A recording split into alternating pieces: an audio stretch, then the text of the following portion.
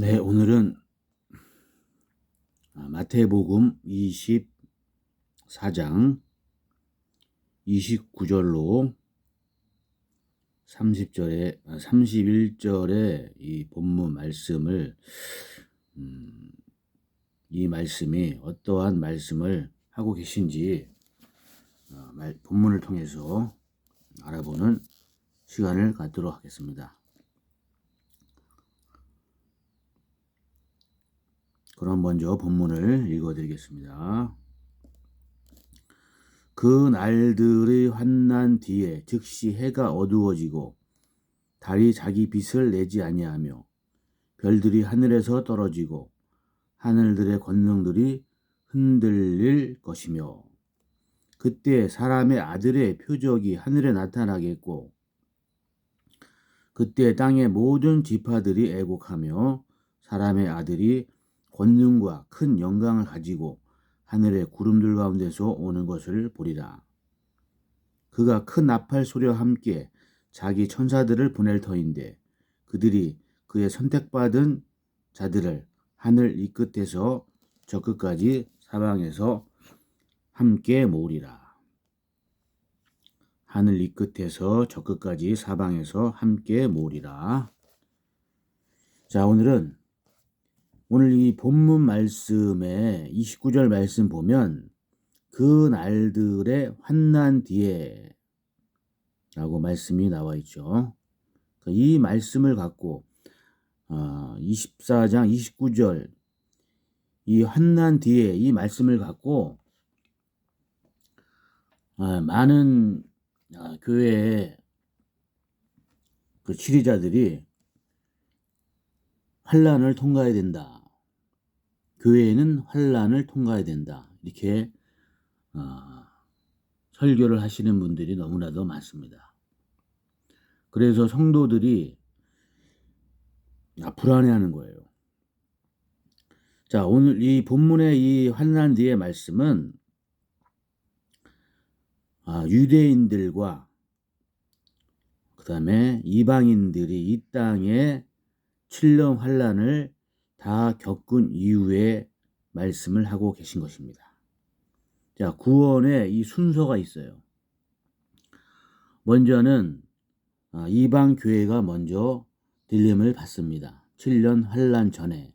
그래서 예수님께서는 재림을 2번 하시는 것입니다.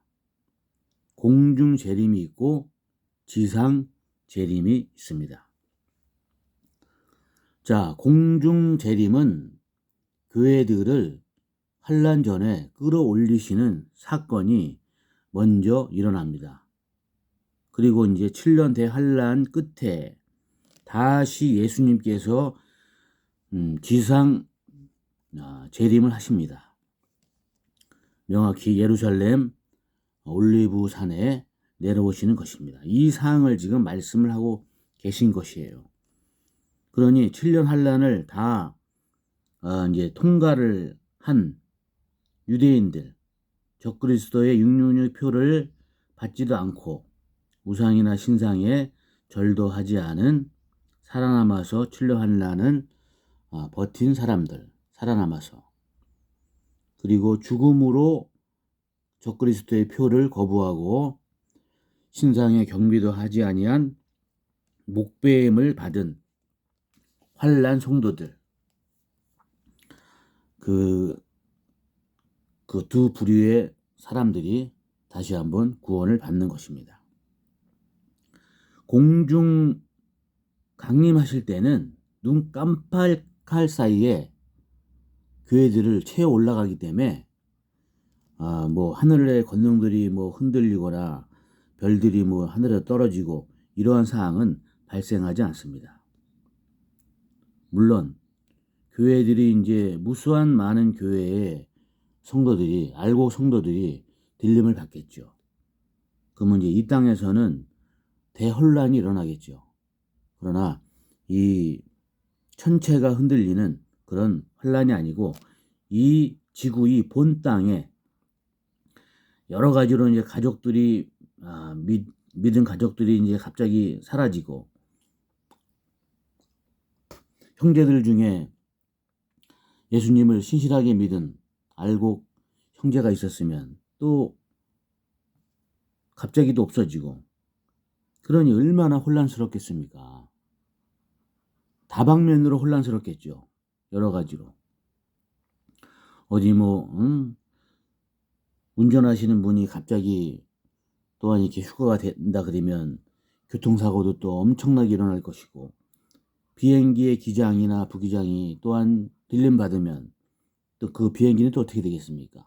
상상하기도 끔찍하죠. 이런 대혼란이 일어나는 그런 상황인 것입니다. 지상 재림 때 교회들이 딜림 받은 이후에. 그래서 오늘 이 본문 말씀은 이제 7년 환란이 다 끝난 후에 다시 한번 올리브산에 예수님이 이제 발을 직접 이제 내딛고 내려오시는데, 그때 사항을 말씀하시는 거예요. 그래서 이 환란 전에 교회는 반드시 딜림을 받습니다. 그래서 환란 전에 딜림 받은 알곡 성도가 되기 위해서는 예수님께서는 열매 맺는 사람들이 되라고 누누이 말씀을 하고 계신 것입니다. 하나님의 성품을 가진 사람이 되라. 정확히 말씀이 나와 있지 않습니까? 갈라디아서 5장 22절의 말씀. 베드로 후서 1장에 그 열매 맺는 신실한 성도들. 열매를 맺어야 돼요. 그래서 성화가 중요한 거예요. 성화가. 예수님을 믿노라 하면서 변화가 없는 이 삶은 여전히 번데기에 머물고 있는 거란 말이에요. 번데기에서 나비로 이렇게 변화체로 이렇게 넘어가야지 그게 거듭남인 것입니다. 그래서 회개하고 돌아왔으면 예수님께서는 회개에 합당한 열매를 맺으라고 말씀을 하고 계신 거예요. 그저 입으로만 주여 주여 한다고 다 구원을 받을 것이 아니라고 말씀을 하고 계시지 않습니까?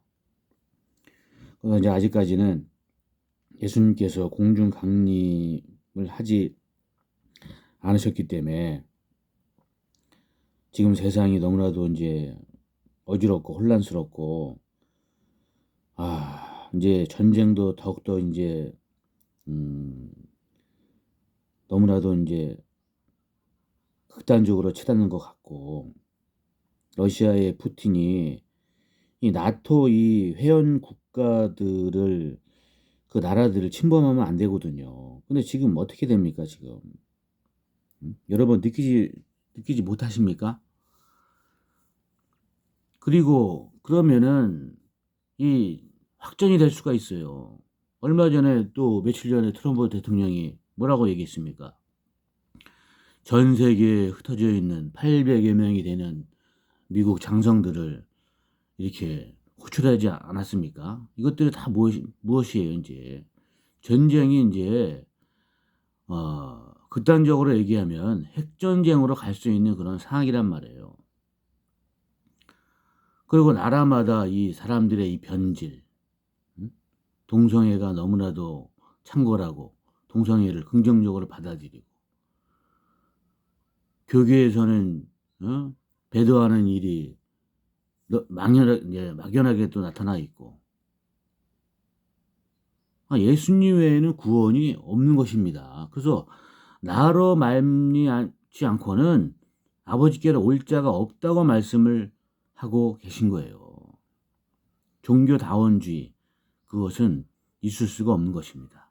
오직 예수 그리스도의 피의 공로, 제사함의 공로만이 저와 여러분을 구원으로 이끄신 것입니다.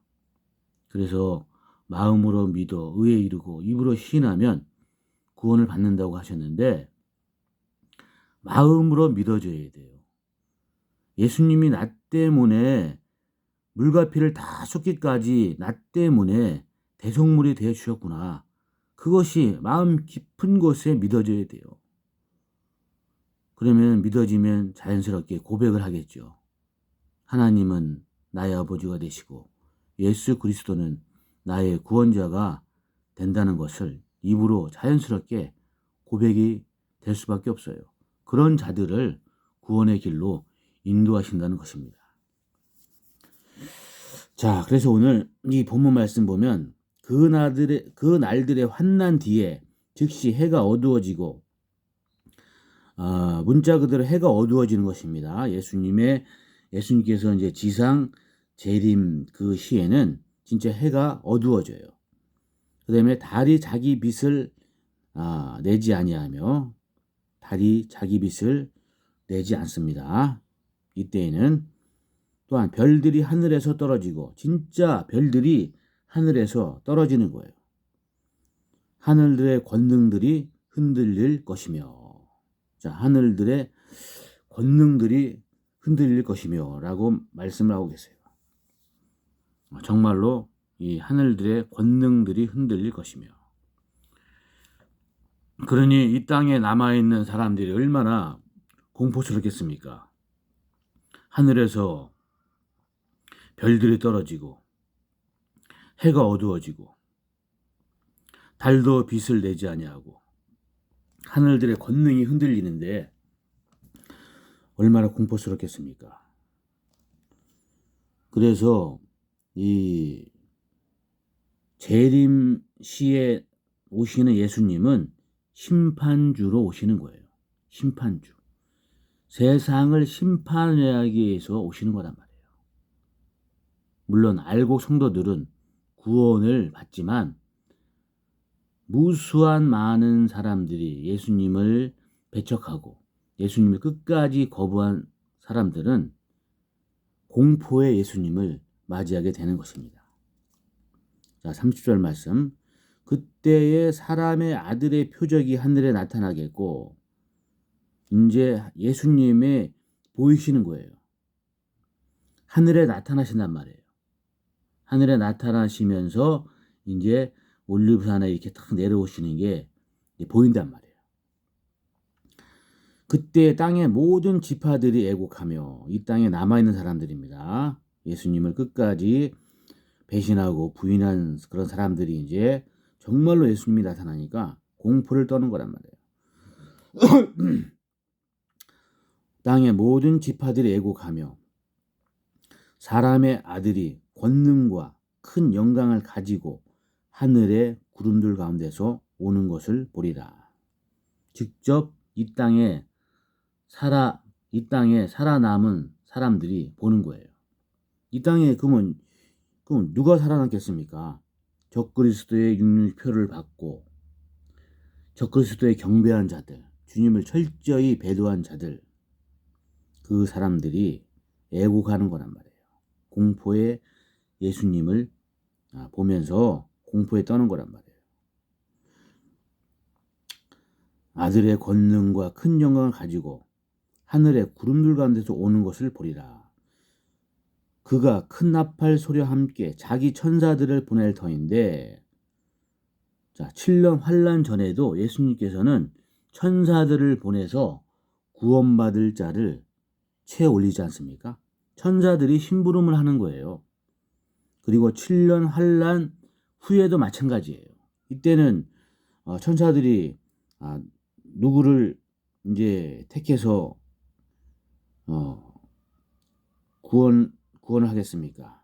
첫째, 적그리스도한테 경배도 신상한테 경배도 하지 아니하고 666표를 오른손과 이마의 표를 받지 않은 사람들, 순교자들, 그 자들을 이제 선택한단 말이에요. 이때 이들이 이제 구원을 받는 거예요. 자, 분명히 나와 있지 않습니까?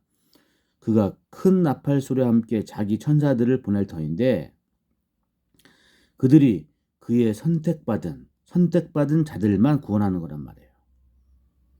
자, 분명히 말씀드리겠습니다. 적그리스도한테 경배도 하지 아니하고 목배임을 받은 환난 순교 성도들, 그리고 끝까지 666표를 받지 아니하고 경배도 하지 아니한 살아남은 그런 환난 성도들, 그 성도들이 선택을 받는 것입니다. 그래서 뭐라고 말씀하고 계십니까? 하늘 이 끝에서 저 끝까지 사방에서 함께 모으리라 라고 말씀하고 계시죠.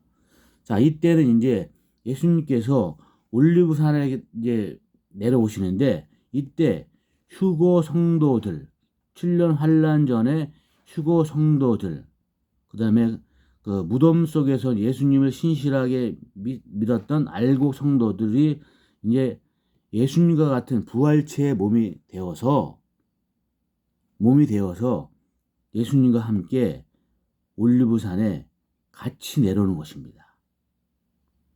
자, 상상만 해도 상상이 가십니까? 얼마나 장엄한 광경입니까? 그래서 지금 우리가 지금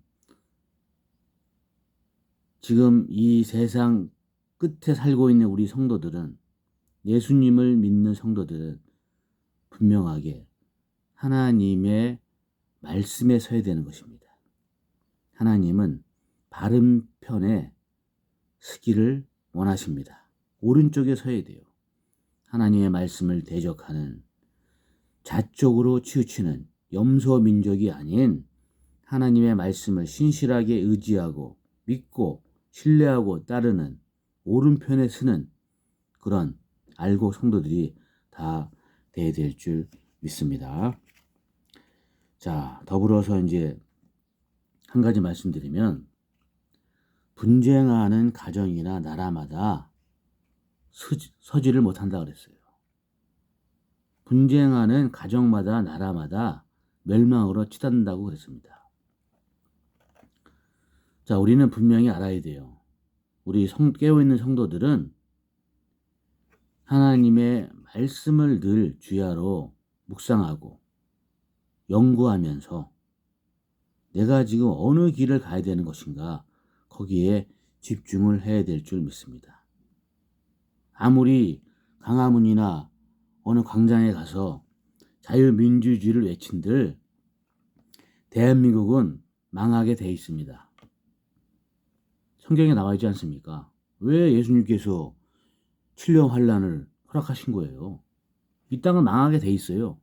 한국도 망하고 미국도 망하고 전 세계는, 이 지구상에 존재하는 모든 사람들은 다 망하게 돼 있다 이겁니다. 중요한 것은 뭐냐? 하나님의 자녀만 구원을 받는다는 것입니다. 그래서 하나님의 자녀들은 말씀을 늘 가깝게 해야 될 줄 믿습니다. 그러나 육에 속한 자는 육신의 일을 생각하고 영에 속한 자는 영의 일을 생각한다고 말씀하고 계신 것입니다. 우리는 항상 영의 일을 생각하는 사람이 되어야 될 줄 믿습니다. 그리고 우리는 회개하고 주님 품으로 돌아왔습니다. 그러면 당연히 회개에 합당한 열매를 맺어야 휴거 신부들이 되는 것입니다. 막연하게 주여 주여 외친다고 딜렘받은 것이 아니에요. 주여 주여 종교생활한다고 구원받는 것이 아니라 이겁니다. 분명히 아셔야 돼요. 열매를 찾고 계시는 거예요. 갈라디아서 5장 22절 말씀을 한번 읽어보시기 바랍니다. 베드로 후서 1장의 말씀을 또박또박 천천히 읽고 깊이 한번 묵상해 보세요. 예수님이 어떤 사람을 찾고 있는지. 그래서 오늘도 항상 거룩함과 경건함 속에서 말씀 안에 거하는, 성령 충만 안에 거하는 그런 알곡 성도들이 다 되기를 주님의 이름으로 간절히 부탁을 드리겠습니다. 아멘.